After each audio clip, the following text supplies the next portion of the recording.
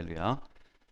오늘 하나님께서 우리에게 주시는 말씀 마태복음 41장 9절부터 36절까지 말씀입니다.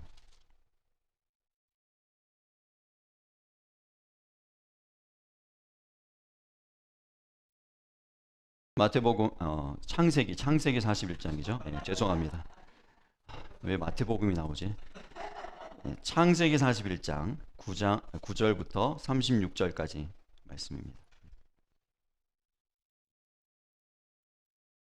우리 함께 한 목소리로 합독하시겠습니다. 시작.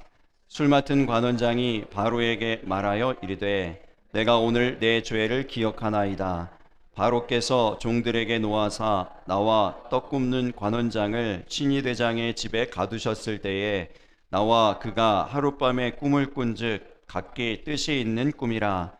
그곳에 친위대장의 종된 히브리 청년이 우리와 함께 있기로 우리가 그에게 말하매 그가 우리의 꿈을 풀되 그 꿈대로 각 사람에게 해석하더니 그 해석한 대로 되어 나는 복직되고 그는 매달렸나이다. 이에 바로가 사람을 보내어 요셉을 부르매 그들이 급히 그를 옥에서 내놓은지라. 요셉이 곧 수염을 깎고 그의 옷을 갈아입고 바로에게 들어가니 바로가 요셉에게 이르되 내가 한 꿈을 꾸었으나 그것을 해석하는 자가 없더니 들은즉 너는 꿈을 들으면 능히 푼다 하더라. 요셉이 바로에게 대답하여 이르되 내가 아니라 하나님께서 바로에게 편안한 대답을 하시리이다. 바로가 요셉에게 이르되 내가 꿈에 나일 강가에 서서 보니 살지고 아름다운 7 암소가 나일 강가에 올라와 갈밭에서 뜯어먹고 그 뒤에 또 약하고 힘이 흉하고 파리한 7 암소가 올라오니 그같이 흉한 것들은 애굽 땅에서 내가 아직 보지 못한 것이라. 그 파리하고 흉한 소가 처음에 7 살진 소를 먹었으나 먹은 듯 하지 아니하고 여전히 흉하더라. 내가 곧 깨었다가 다시 꿈에 보니 한 줄기에 무성하고 충실한 7 이삭이 나오고 그 후에 또 가늘고 동풍에 마른 7 이삭이 나더니 그 가는 이삭이 좋은 7 이삭을 삼키더라. 내가 그 꿈을 점술가에게 말하였으나 그것을 내게 풀이해 주는 자가 없느니라. 요셉이 바로에게 아뢰되 바로의 꿈은 하나라. 하나님이 그가 하실 일을 바로에게 보이심이니이다. 7 좋은 암소는 7 해요 7 좋은 이삭도 7 해니 그 꿈은 하나라. 그 후에 올라온 파리하고 흉한 7 소는 7년이요 동풍에 말라 속이 빈 7 이삭도 7 해 흉년이니 내가 바로에게 이르기를 하나님이 그가 하실 일을 바로에게 보이신다 함이 이것이라.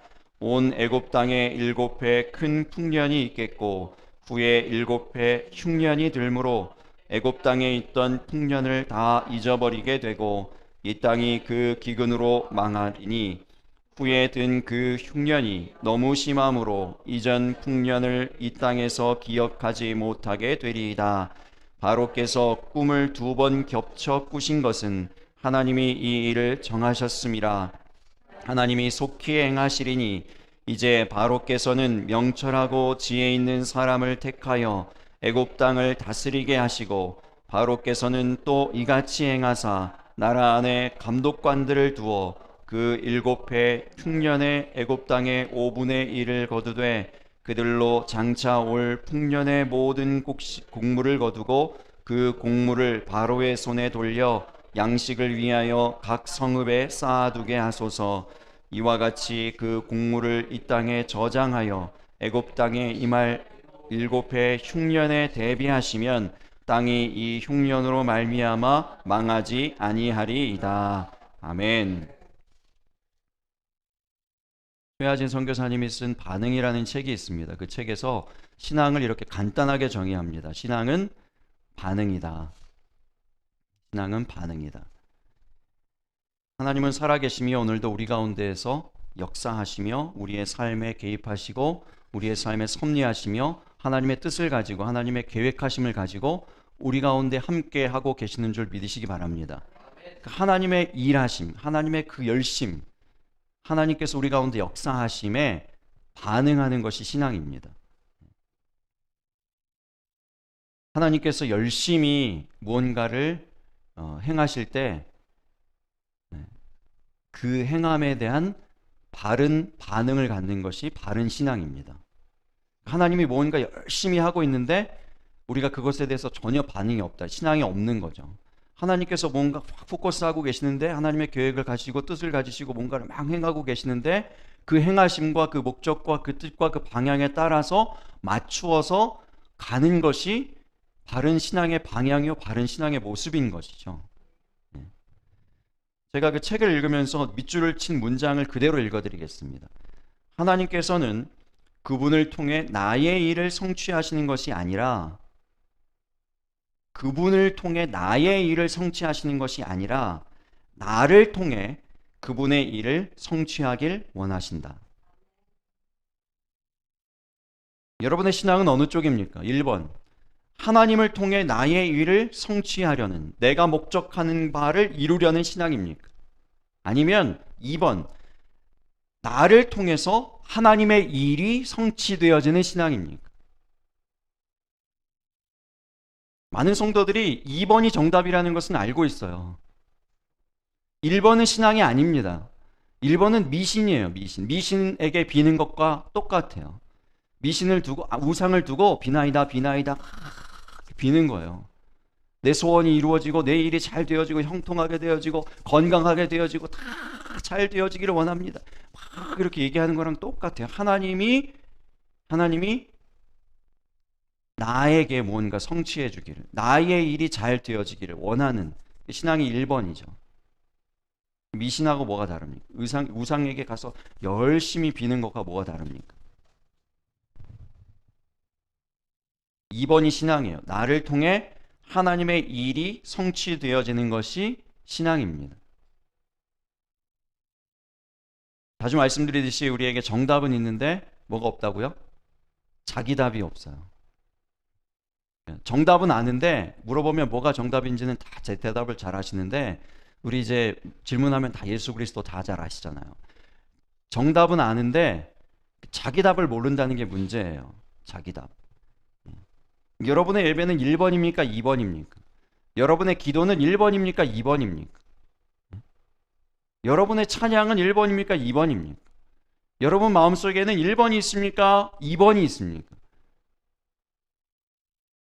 하나님이여 내 삶에 역사해 주셔서 내가 계획한 대로 잘 되게 해 주시옵소서의 신앙 1번 신앙입니까? 아니면 하나님 나를 받으시옵소서, 나를 쓰시옵소서, 나를 통해서 하나님의 뜻을 성취하시옵소서, 하나님의 일을 행하시옵소서 2번의 신앙입니까? 오늘 본문을 보면서 우리가 하나님 앞에 드려야 될 중요한 반응들이 있다, 이런 생각을 했습니다. 하나님 앞에 올려드려야 하는 중요한 반응들이 몇 가지 소개됩니다. 첫 번째 반응은 술 맡은 관원장의 반응이에요. 왕이 흉몽을 꾸었습니다. 아주 흉한 꿈을 꾸었어요. 나쁜 꿈을 꾸었습니다. 그런데 그 꿈으로 인해서 번민하는 가운데 아무도 해석해 주는 자가 없다고 그랬습니다. 그것이 문제죠. 해석해 주는 사람이 없었던 것이 문제입니다. 꿈을 꾼 그 꿈 자체가 아니고 그 꿈을 해석해 주는 사람이 없는 것이 더 심각한 문제라고 했어요. 이 상황이 굉장히 절망적입니다. 절망적이에요. 나라가 망하는 그런 꿈을 꾸었는데 그것에 대한 해석이 아무것도 없으니까 대책이 없다는 거잖아요. 이게 절망적입니다. 다니엘서에 보면 왕이 거기서도 꿈을 꾸었어요. 꿈을 해석해 주는 사람이 없을 뿐만 아니라 그 꿈을 지금 아주 나쁜 꿈을 꾸었는데 그 꿈 내용조차 기억이 나지 않아요. 그 꿈 내용을 얘기해주고 그 내용에 대한 해석을 줘라 이렇게 얘기하니까 해석해 줄 수 있는 사람, 그 꿈에 대해서 설명해 줄 수 있는 사람이 아무도 없습니다. 그러니 내가 다 죽여버리겠다 이렇게 나오는 거예요. 지금 상황은 그런 상황입니다. 아무도 해석해 주는 사람이 없어요. 왕의 분위기가 어떠할지 여러분 짐작이 되십니까? 그런 분위기예요. 이런 살벌한 분위기에 반전을 시작한 인물이 있는데 그 사람이 바로 술 맡은 관원장이죠. 이 사람이 이제 요셉의 꿈대로, 요셉의 꿈의 해몽대로, 해석대로 복직되어서 바로 앞에 있는 사람입니다. 근데 우리가 본문을 통해서 알아야 되는 것은 그거예요. 이 사람이 반전을 일으킵니다. 어떤 반전이요? 기적을 일으키는 거죠. 이 나라가 절망적인데 이 나라가 완전 살아나게 되어지는 그런 반전을 지금 시작하고 있는 인물이에요, 이 사람이. 그런데 이 사람이 무엇을 하고 있는가, 이것을 보아야 합니다. 무엇으로부터 이 기적의 스토리가 시작되었는가를 보아야 돼요. 사람이 뭐라고 얘기합니까? 9절에, 오늘 본문 첫 절 9절에 술 맡은 관원장이 바로에게 말하여 이르되 내가 오늘 내 죄를 기억하나이다.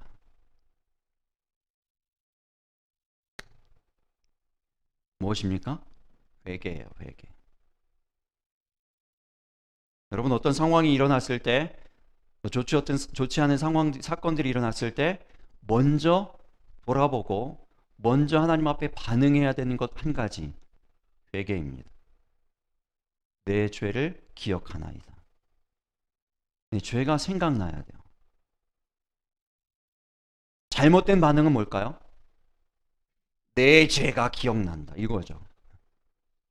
다른 사람에게 주로 탓을 돌리는 거예요. 누구 탓이다, 누구 잘못이다, 누구 실수다, 무엇 때문이다, 이렇게 자꾸 이야기하게 하는 것이 잘못된 방향이라면 바른 반응은 내 죄를 기억하나이다, 이것입니다. 사도행전 2장을 보면 성령님 처음 임하는 장면이 나오죠. 성령 강림의 장이 사도행전 2장이에요. 그런데 그때 성령님만 처음 강림하여서 성령 강림의 사건만 일어나는 것이 아니라 처음 교회의 부흥의 역사적인 장면도 기록되어 있습니다. 오순절날 성령이 바람과 같이 불과 같이 각 사람 위에 임합니다. 성령 충만이 임했습니다. 그래서 사람들이 다른 나라의 언어들로 말하기를 시작했다고 했습니다. 즉 방언을 말하기 시작하는 것이죠. 근데 그 이야기를 듣고 그 주변에 있던 사람들이 다 다른 나라의 말들로 이 사람들이 막 얘기를 하니까 그이 신기해서 모여들기 시작합니다. 기도하는 사람들을 주변으로 확 모여들기 시작합니다. 모인 사람들에게 이제 성령 받기가 그친 이후로 베드로가 설교를 시작하죠. 그 사람들에게 처음 베드로의 설교를 시작합니다. 그 설교를 다 듣고 나서 그 사람들에게 반응이 뭐죠? 설교를 다 듣고 났는데 그 사람들이 모인 사람들이 이렇게 얘기합니다. 형제들아, 우리가 어찌할꼬? 예배를 드리고 돌아가는 모든 성도들의 입술과 마음에서 이 고백이 있게 되기를 예수님 이름으로 축복합니다. 우리가 어찌할꼬? 내가 어찌할꼬? 내가 어떻게 살아야 할꼬? 내가 이제 밖으로 나아가서 우리의 집에서, 우리의 직장에서, 우리의 사업장에서 내가 이 말씀을 가지고 이 말씀을 들었는데 어찌 살아야 할꼬? 내가 어찌해야 할꼬?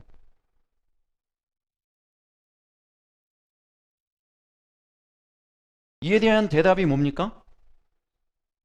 이에 대한 대답이 뭐냐면 사도행전 2장 38절에 베드로가 이르되 너희가 회개하여 각각 예수 그리스도의 이름으로 세례를 받고 죄사함을 받으라. 그리하면 성령의 선물을 받으리니. 회개를 선포합니다. 우리가 어찌할꼬? 이렇게 얘기했더니 회개를 선포합니다. 여러분, 정말 이런 예배가 우리가 예배를 드릴 때마다 이루어진다면 우리의 삶에 어떤 변화가 있겠습니까? 하나님, 내가 어찌 살아야겠습니까? 이 말씀을 들었는데 내가 구체적으로 이 말씀을 어떻게 적용해야 되겠습니까? 하고 질문하고 그 질문에 대한 대답을 듣고 우리가 회개해야 합니다, 이런 일을 회개해야 합니다라는 대답을 가지고 우리의 삶의 자리에서 내가 회개할 것이 무엇인지, 내가 돌이켜야 할 것이 무엇인지에 대한 묵상들이 계속 일어나는 그런 삶을 살아간다면 예배를 드리면 드릴수록 우리의 삶에서 어떤 열매가 있겠습니까? 어떤 변화들이 일어날 수 있겠습니까? 그 다음에 보여지는 것이 바로 초대교회 최초 부흥의 장면이에요. 최초 부흥의 장면. 사도행전 2장 41절입니다. 그 말을 받은 사람들은 세례를 받음에 이날에 신도의 수가 3,000이나 더하더라. 몇 명이나요? 우리 교회에 30명이 오늘 새로 오셨어요. 할렐루야. 이게 생각해 보시자는 거예요. 30명 상상이 안 되시죠? 만약에 그랬다 생각해 보세요. 갑자기 다들 이렇게 눈이 휘둥그러져서 이게 무슨 일이야, 이게. 그러나 여러분, 감당은 됩니다. 그렇죠? 300명 오셨다고 생각해 보세요. 300명이 갑자기 막 몰려오셨어요. 어디서 어떻게 하나님의 인도하심을 받아 딱 300명이 몰려왔어요. 그러면 일단 우리는 뭐부터 걱정해야 될까요? 네. 파킹할 곳이 없어가지고 초등학교 파킹lot 빌려서 막 거기에 파킹하세요. 막 정신이 하나도 없을 거예요. 그렇죠? 어떻게 예배가 지나갔는지 모를 때는 막 정신이 없을 거예요. 3,000명 왔다고 생각해 봅시다. 3,000명이 갑자기 막 어디선가 막 몰려왔어요. 상상이 되십니까? 아마 이 일대에 교통 혼잡이 일어날 것 같아요. 이 브라당 로드와 함께 페어팩스 카운티 파크웨이까지 막 갑자기 막 이게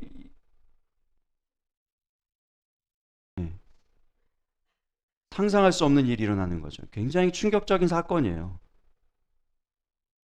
3,000명이나 되는 사람들이 교회에 더하여진 사건. 이것은 사람이 할 수 있는 일이 아닙니다. 사람이 할 수 있는 일이 아니에요.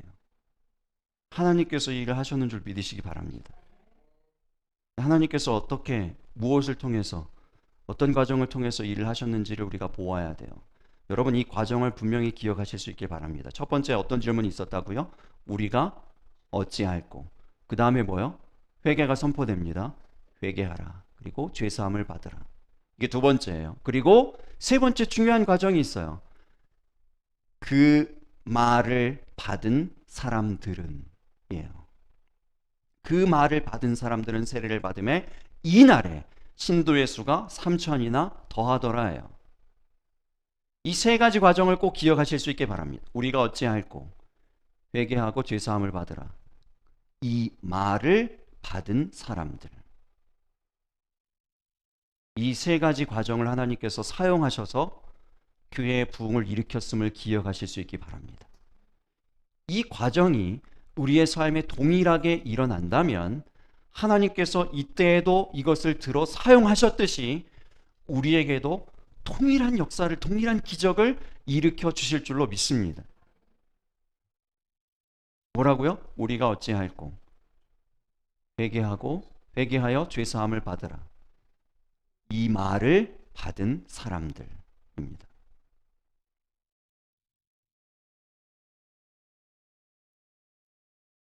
많은 분들이 회개할 것이 생각나지 않는다고 그래요. 회개하십시오. 회개해야 합니다. 이렇게 선포하면 나는 별로 회개할 것이 생각이 나지 않는데요. 그렇게 얘기하시는 분들이 있어요. 죄가 생각나는 은혜가 임하시기를 예수님 이름으로 축복합니다. 언제 여러분 죄가 생각나고 깨닫게 되어질까요? 마태복음 5장 23절을 보시기 바랍니다.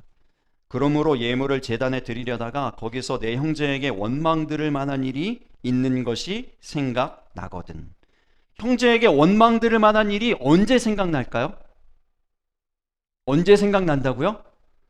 예물을 제단에 드릴 때예요. 드릴 때. 예물을 제단에 드릴 때, 그때 제단 앞에 있을 때, 그때 예배를 드릴 때, 그때 찬양을 할 때, 그때 하나님께 기도할 때, 그때 생각이 난다고요. 집안이 어두울 때는 먼지 없는 것 같아요. 근데 해가 뜨고 햇살이 쫙 비치면 어떻습니까? 구석구석의 먼지가 보이기 시작하는 거예요. 나는 회개할 것이 없습니다. 이렇게 얘기하시는 분들 잘 생각하세요. 나는 빛이 없습니다. 내 영혼에는 빛이 아직 비추어지지 않았습니다. 라고 얘기하시는 거예요. 빛 대신 우리 주님이 우리 마음에 오시면 회개만 해도 부족해요.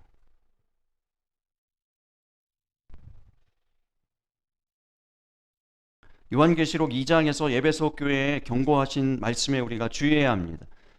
계시록 2장 5절 말씀입니다. 그러므로 어디서 떨어졌는지를 생각하고 회개하여 처음 행위를 가지라. 만일 그리하지 아니하고 회개하지 아니하면 내가 내게 가서 내 촛대를 그 자리에서 옮기리라. 촛대를 옮긴다는 것이 무슨 뜻입니까? 촛대는 그 바로 앞장 1장 20절에 보면 교회를 의미합니다. 그 자리에서 촛대를 옮긴다는 것은 곧 교회를 옮긴다는 거예요. 우리가 여기 있는데 하나님께서 교회를 옮기신다는 얘기는 뭡니까? 우리는 더 이상 교회가 아니라는 거예요. 이 자리는 더 이상 교회가 아니라는 것입니다. 모여있는 우리는 사람들의 모임이 교회가 더 이상 아니라는 얘기예요. 뭐가 없으면요? 뭘 하지 않으면? 회개하지 않으면 더 이상 교회가 아니다. 촛대를 옮기겠다. 교회라는 그 이름을 옮기겠다. 더 이상 그것을 교회라 부르지 않겠다. 교회라 여기지 않겠다. 인정하지 않겠다 하시는 거예요.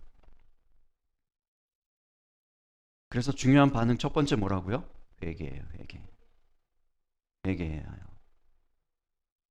절망적인 상황이 일어나고 있어요.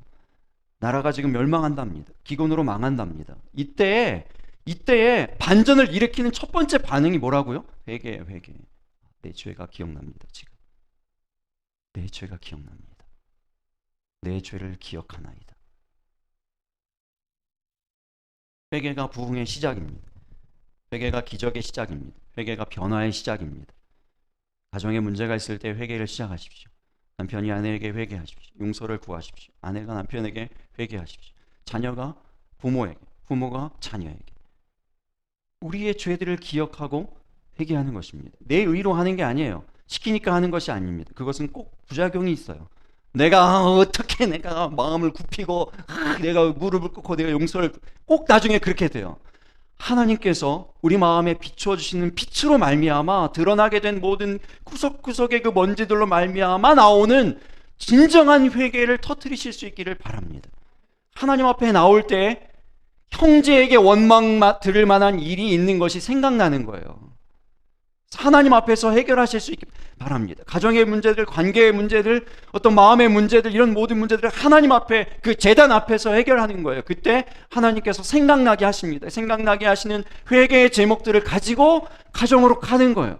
우리의 그 문제의 자리로 가는 것입니다. 그리고 회개를 시작하세요. 그러면 하나님께서 그 회개를 들어 사용하셔서 하나님의 기적을 우리의 있는 곳곳마다 일으켜 주실 줄로 믿습니다.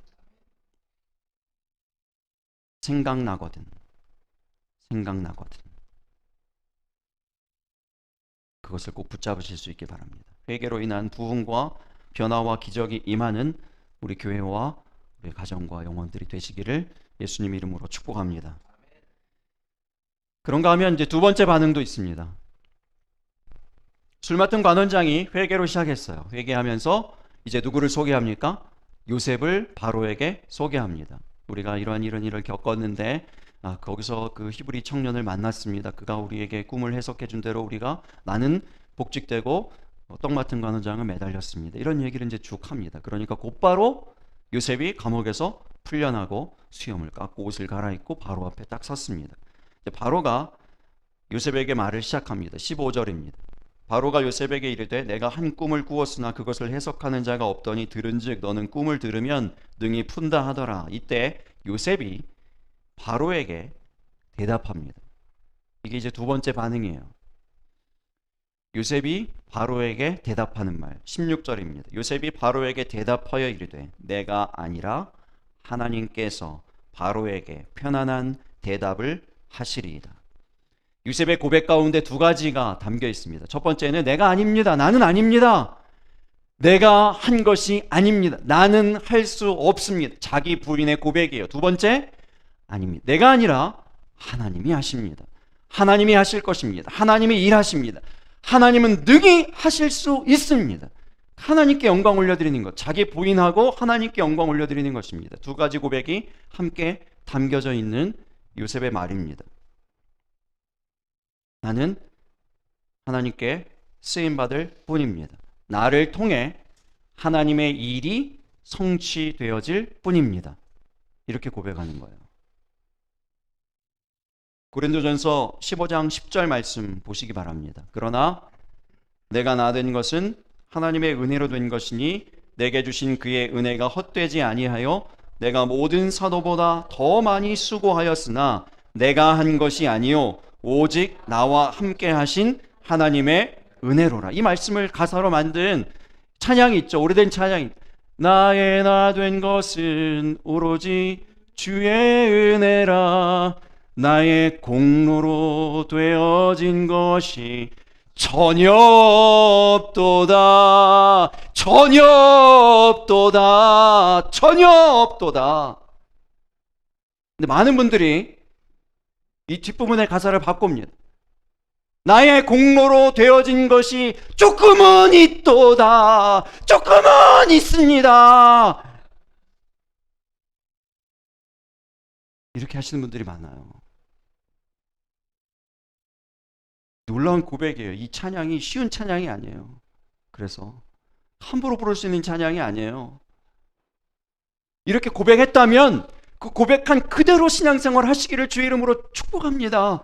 전혀 없는 것처럼, 전혀 기억나지 않는 것처럼, 내 공로는, 내 노력은, 내가 한 그 어떤 것들도 전혀 없는 것처럼 그렇게 하실 수 있기를 바랍니다. 내가 아니라 하나님께서 하십니다. 나는 아닙니다. 하나님이 하십니다. 내가 살아온 모든 삶도 내가 아닙니다. 하나님이 하셨습니다. 앞으로도 내가 내 힘으로 사는 것이 아니라 하나님께서 도와주시고 하나님께서 인도하시고 역사해 주셔서 나는 살아갈 수 있습니다. 나는 하나님 아니면 아무것도 아닙니다. 그렇게 고백하는 거예요. 어제 다니엘이가 집에 잠깐 왔는데 엄마 아빠 선물은 안 사와도 강아지 선물은 꼭 사와요. 사월이 그 장난감을 사온 거예요. 사월이에게 줬어요.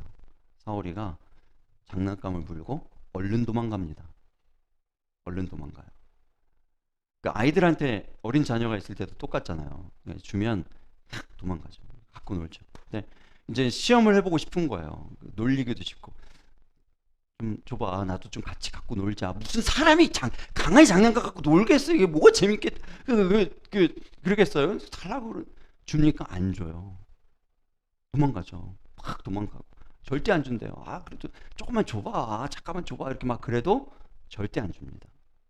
이제 자기 거래요. 다니엘이가 그래요. 아니, 내가 사줬잖아. 내가 선물로 너한테 줬잖아. 나한테 한번 줄 수 있는 거 아니야? 안 줘요. 자기 거래요. 이제부터는 자기 거래요. 우리가 하나님께 똑같이 하고 있는 것은 아닌가 생각해 보게 되었어요. 우리가 누리고 있는 모든 것은 하나님께로부터 말씀을 고백하실 수 있기 바랍니다. 하나님께 받았는데 이제는 우리 거래요. 내 거래요. 내 거예요. 소유권을 주장합니다. 그 권리를 주장합니다. 하나님이 뺏으려고 하는 것도 아니에요. 하나님께 뭐가 필요가 있겠어요? 모든 것을 다 갖고 계신 하나님이 뭐가 부족해서 우리의 것을 달라고 요구하시겠습니까? 작은 것을 요구해도 내 거예요. 내 거예요. 이젠 내 거예요. 내 거는 내가 지켜야 돼요. 누구도 믿을 수 없어요.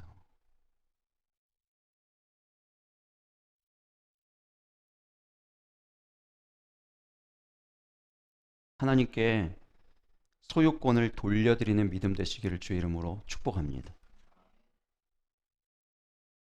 이게 두 번째 반응이에요. 두 번째 중요한 반응이에요. 하나님께서 믿음의 역사, 기적 역사들을 일으키실 때 항상 사용하시고 보시기를 원하시는 반응. 내가 아니라 하나님께서. 내가 아니라 하나님께서입니다. 사람의 눈으로 보는 것에는 언제나 한계가 있어요. 어떤 목사님 설교를 보니까 이런 인사이트가 있더라고요. 사람의 눈은 한계가 있는데 어떤 한계가 있는지 여러분 잘 생각해 보세요. 사람의 눈은 너무 먼 것도 볼 수 없습니다. 너무 가까운 것도 볼 수 없어요. 태양과 같이 너무 밝은 것도 볼 수 없고 밤같이 어두운 것도 볼 수 없습니다. 우주와 같이 큰 것도 볼 수 없고 세포와 같이 너무 작은 것도 볼 수 없습니다. 건물 너머의 것도 볼 수 없고 내 등 뒤에 있는 것도 볼 수 없으며 내 몸속에 있는 것조차 볼 수 없어요. 정말 중요하게 내가 보고 싶은 것들, 알고 싶은 것들은 볼 수 없어요. 우리가 볼 수 없는 우주를 누가 운행하고 계십니까? 우리가 볼 수 없는 내 몸에 있는 이 세포들과 이 모든 이 근육들과 이 모든 이 혈액들과 이런 모든 것들을 누가 주관하고 계십니까?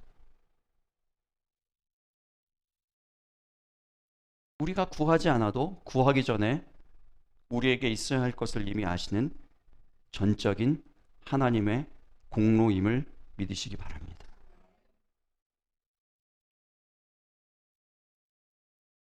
여러분, 이제 세 번째 반응을 보겠습니다. 세 번째 요셉의 반응. 바로가 이제 요셉에게 꿈을 설명했습니다. 꿈을 설명하는 과정이, 꿈의 얘기가 다시 반복되니까 다시 이 얘기를 하진 않겠습니다. 그러나 한 가지 덧붙이고 싶은 것은, 바로가 꿈을 얘기할 때 처음에 꿈 얘기한 것보다 조금 더 뭐가 있죠? 디테일이 있어요. 조금 내용이 덧붙여졌습니다. 그냥 전에 내가 보지 못하던 것이라, 이것이 삼켰는데 먹은 듯하지 않다, 이런 얘기들이 몇 가지가 지금 붙어 있잖아요. 더 디테일하게 되었습니다. 여러분, 여기서 함께 생각해 보아야 될 것은, 우리가 묵상하면 조금 더 디테일해진다는 거예요. 조금 더 자세한 이야기들이 붙어지게 된다는 것입니다. 그래서 사람의 말을 묵상하지 말고 하나님의 말씀을 묵상하자는 말씀을 그래서 드리는 거예요. 사람의 말을 자꾸 묵상하면요, 원래 그렇지 않았던 내용들도 자꾸 붙게 돼요. 더 디테일하게 돼요. 더 내용이 더 깊어져요. 더 자세하게 되어져요. 주일이 지나면 많은 성도님들이 묵상에 돌입합니다. 집사님이 왜 나한테 그런 말을 했을까? 왜 목사님이 나를 그렇게 쳐다보았을까? 아무 뜻이 없거든요. 사실은 그냥 멍 때린 거였어요. 이렇게. 근데 거기 그냥 계셨던 거예요. 아무 뜻이 없어요. 근데 목사님이 평소 같지 않게 나를 왜 그런 눈빛으로 보셨을까? 시간별로, 사람별로, 주제별로 묵상을 시작합니다. 묵상을 막 일주일 동안 하는 거예요. 그리고 중요한 것은요, 참 심각하고 문제가 있는 것은 뭐냐면, 결론을 내리는데, 스스로 결론을 내리는데요, 거의 90% 확신해요, 스스로. 목사님이 나 지난주 한 주 빠졌다고 나 그렇게 보시는 걸 거야 하고 90%를 확신해버리고 묻지도 않아요. 컨펌을 안 해요. 확인을 안 해.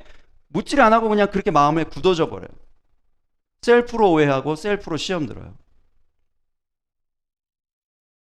사람의 말이 아닌 하나님의 말씀을 그렇게 묵상하실 수 있기를 주의 이름으로 축복합니다.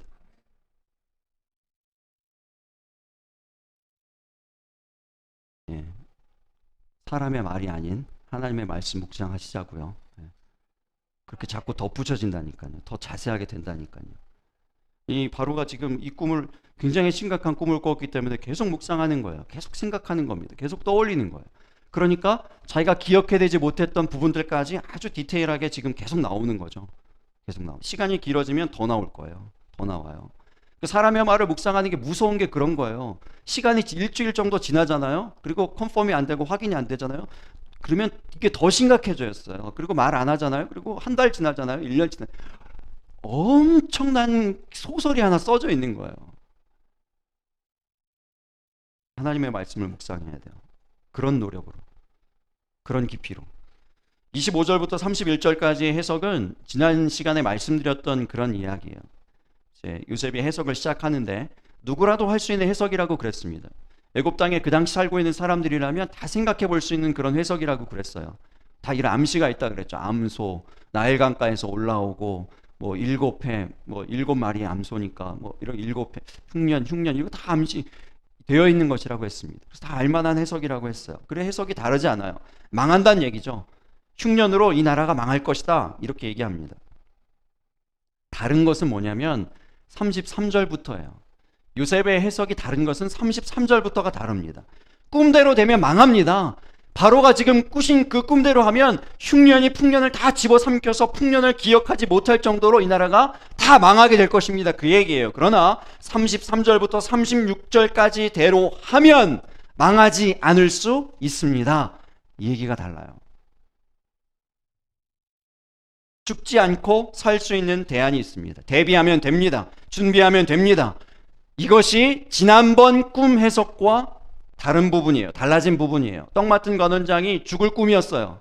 그렇죠? 그리고 실제로 죽었습니다. 그때는 당신은 죽습니다. 당신은 망합니다. 3일 뒤면 당신은 매달리게 됩니다. 끝! 거기서 끝이었어요. 대안이 없어요. 얘기해 줄 수도 있었잖아요. 회개하십시오. 3일 동안 금식하고 하나님께 매달려 보세요. 그리고 바로 왕에게 갔을 때 어떻게 얘기해 보세요 라고 하는 그 이후의 얘기가 없어요. 대안이 없어요. 당신은 끝입니다. 끝. 2년 뒤 똑같은 꿈을 꾸었습니다. 나라가 전체가 망하는 게 한 사람이 죽는 게 아니라 나라가 전체 망하는 꿈을 들었습니다. 그 꿈 이야기를 듣고 이제 나라는 망합니다로 끝나는 것이 아니라 요셉이 이제는 대안을 얘기합니다. 이게 2년 뒤 달라진 요셉의 모습이에요. 2년 뒤 성장한 업그레이드가 된 요셉의 모습입니다. 해석이 달라졌어요. 해석이 성장했습니다. 우리의 믿음도 그렇게 업그레이드 되어지고 성장하게 되기를 예수님 이름으로 축복합니다. 달라지는 거예요. 뭐가 달라졌다고요? 대안이 있어요. 이제 33절부터 36절까지의 대안이 있습니다. 이대로 하면 망하지 않을 수 있습니다.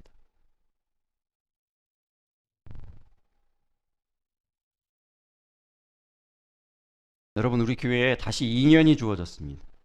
정확히 말하면 18개월인데 성전부지 리파이낸싱, 이제 중국 교회, 원래 우리에게 파이낸싱 해줬던, 오너 파이낸싱 해줬던 그 똑같은 교회에서 연장을 해줬는데 이제 금액을, 우리가 다운페이하는 금액을 낮추고 기간을도 좀 이렇게 낮추게 되었어요. 왜냐하면 그 교회에도 어떤 플랜이 있는 것 같아요. 18개월 후에, 정확하게 18개월 후에 그 교회에서도 어떤 건축 관련한 플랜이 있는 것 같아요.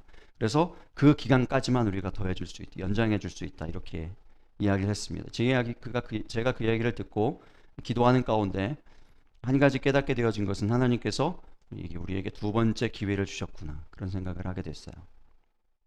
첫 번째, 그 5년의 기회에는 우리가 하나님께서 주신 기회를 살리지 못했던 것 같아요. 뭔가 하나님의 뜻에 합하지 않았던 것 같습니다. 하나님의 뭔가 하시는 일에 있어서 우리가 합당하지 않았던 것 같아요. 아무런 일이 일어나지 않았습니다. 그 땅은 여전히 처음 우리가 땅을 구입했을 때와 별로 다르지 않아요. 우리가 좀 땅을 개간하고 거기에 뭐 우리 힘으로 어떻게 해보려고 주차장도 만들고 조그만 건물을 좀 바꿔서 예배당으로도 만들어 보고 했지만, 우리가 원래 계획했던 그런 건물이 올라가지는 않았습니다. 세워지진 않았습니다. 그리고 그냥 5년이 지났어요. 그리고 다시 우리에게 약 2년 정도의 기간이 주어졌습니다. 요셉에게 주어졌던 2년의 시간 동안 요셉은 다른 대안을 가지고 왔습니다. 망하는 것으로 끝나는 것이 아니라 망하지 않을 수 있는 계획이 여기 있습니다. 대안이 여기 있습니다. 라고 이야기하는 사람이 되었어요.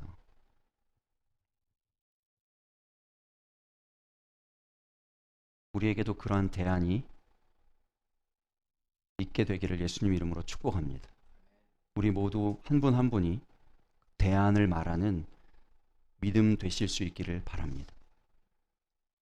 어떤 문제가 있고 또 사건이 터졌을 때, 지난 시간에도 말씀드렸듯이 그것에 대해서 분석하고 말하고 전하는 사람은 많아요. 우리가 특별히 나 한 사람이 더해지지 않아도 이 시대에는 넘쳐납니다. 이 시대에 정말 필요한 사람은 어떤 사람이라고요? 해석하고 이제 대안을 얘기하는 사람이에요.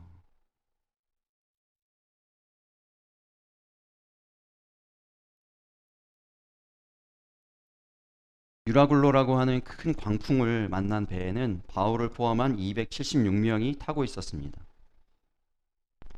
광풍이 여러 날 계속되어 해도 달도 보이지 않았다고 했습니다.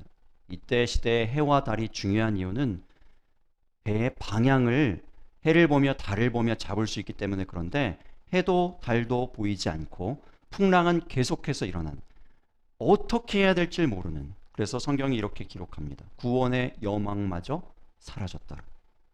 모든 사람들이 다 절망하고 있습니다. 275명이 다 절망하고 있는 그 순간 단 한 사람, 바울만 이렇게 선포합니다. 안심하라. 안심하라. 너희 중 아무도 생명에는 아무런 손상이 없겠고 오직 배뿐이리라. 이렇게 얘기합니다. 바울이 안심하라고 말하는 근거가 있어요. 근거가 있는 믿음 되시기를 주 이름으로 축복합니다. 근거가 없는 가운데 믿는 믿음은 맹신이에요. 그냥 믿는 거예요. 여러분, 근거가 있으시기를 바랍니다. 근거가 무엇입니까? 사도행전 27장 23절부터 25절까지 말씀이에요. 같이 읽어볼까요? 앞에 나옵니다. 시작. 내가 속한 바 곧 내가 섬기는 하나님의 사자가 어젯밤에 내 곁에 서서 말하되, 바울아 두려워하지 말라. 내가 가이사 앞에 서야 하겠고 또 하나님께서 너와 함께 항해하는 자를 다 내게 주셨다 하였으니 그러므로 여러분이여 안심하라. 나는 내게 말씀하신 그대로 되리라고 하나님을 믿노라. 그러므로 여러분이여 안심하라. 그러므로 여러분이 안심하라. 나는 내게 말씀하신 그대로 되리라고 하나님을 믿노라.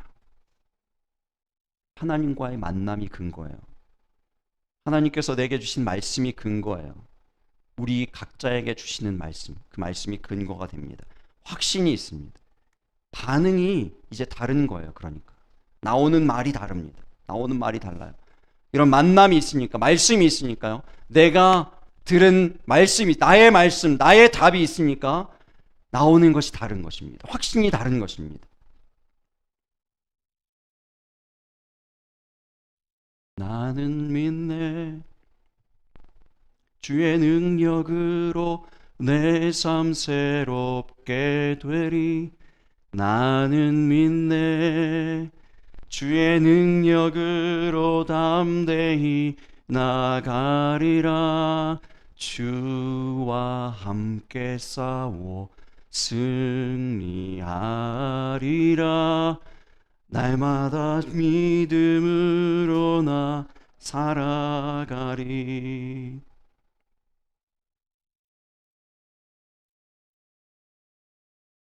믿음의 반응을 하실 수 있기를 바랍니다. 희망을 말하실 수 있기를 바랍니다. 모두가 문제를 얘기하고 안 된다 얘기할 때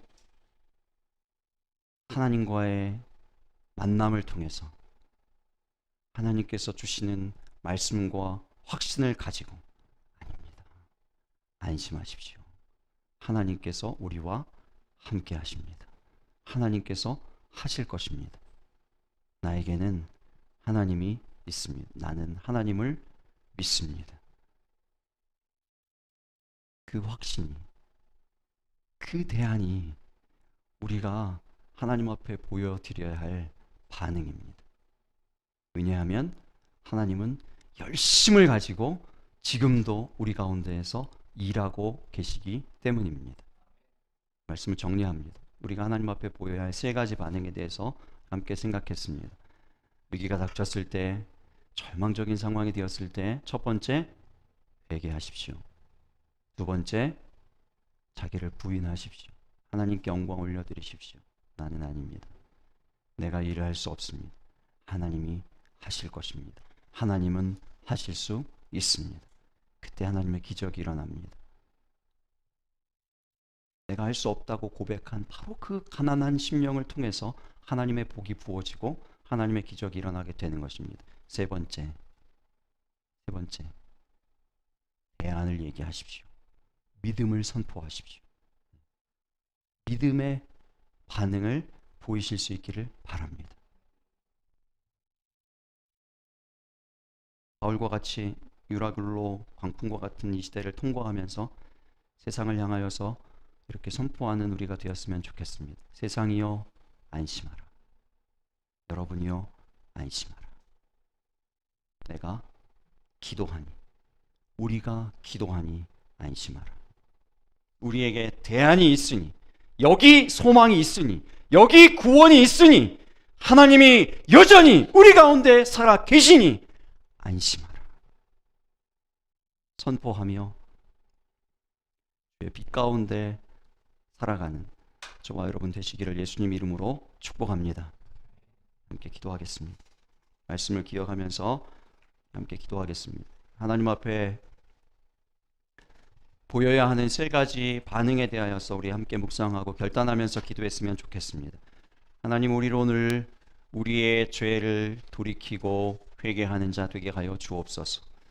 내 공로를 기억하며 사는 것이 아니라 나는 없습니다, 나는 아닙니다, 오직 하나님이 하십니다 라고 끊임없이 고백하는 우리 되게 하여 주옵소서. 하나님 또한 믿음을 선포하고 대안을 얘기하는 사람 되게 하여 주옵소서. 내가 대안이 되게 하여 주옵소서.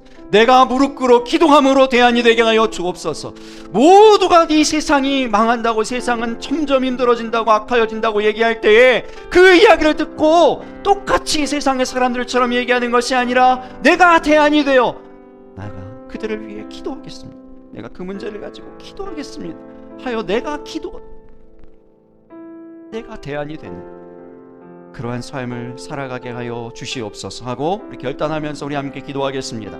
아버지 하나님, 우리가 하나님 앞에 살아가는 것은 하나님께서 우리 가운데 행하시는 모든 일들에 대하여서 하나님 아버지여 반응하며 산다는 것을 하나님 아버지여 한다는 것을 우리가 하나님 아버지여 알게 되었습니다. 깨닫게 되었습니다. 하나님, 우리로 하여금 하나님 앞에 바른 반응들을 가지고 살게 하여 주옵소서. 하나님, 늘 회개하게 하여 주옵소서. 우리의 죄를 돌이키게 하여 주옵소서. 하나님 아버지여, 죄가 생각나는 그 자리를 지키게 하여 주시고 하나님 앞에 더 가까이 나오게 하여 주시옵소서. 빛 가운데 나오게 하여 주시옵소서. 말씀 앞에 나오게 하여 주시옵소서. 오 주님, 주께서 하나님 아버지여 참으로 우리에게 하나님 아버지여 참으로 말씀하시는 것들에 대하여서 하나님 아버지여 우리로 하여금 하나님 아버지여 기며 하나님 아버지여 회개하는 심령으로 나가게 하여 주시고 아버지 하나님이여 참으로 우리에게 보여주시는 모든 상황과 모든 사건들과 환경들 가운데에서 하나님 아버지여 참으로 하나님 아버지여 내가 아니라 하나님께서 하신다는 고백을 하나님 아버지여 늘 드리게 하여 주시고 아버지 하나님이여 또한 하나님 아버지여 믿음의 고백 하나님 아버지여 대안을 가지고 나아가는 하나님 아버지여 그 믿음의 삶을 살아갈 수 있도록 아버지 하나님 인도하여 주옵소서. 하나님 아버지여 하나님 아버지 앞에 드리는 하나님 아버지여 삶이 되게 하여 주옵소서. 내가 하나님 아버지 앞에 드려지는 삶이 되게 하여 주시옵소서. 주님, 주께서 하나님 아버지 우리 모두를 기억하여 주시고 하나님 아버지여 예배에 먼저 승리한 우리가 되게 하여 주옵소서. 아버지 하나님 도우시옵소서. 아버지 하나님 도우시옵소서. 인도하시옵소서. 역사하시옵소서.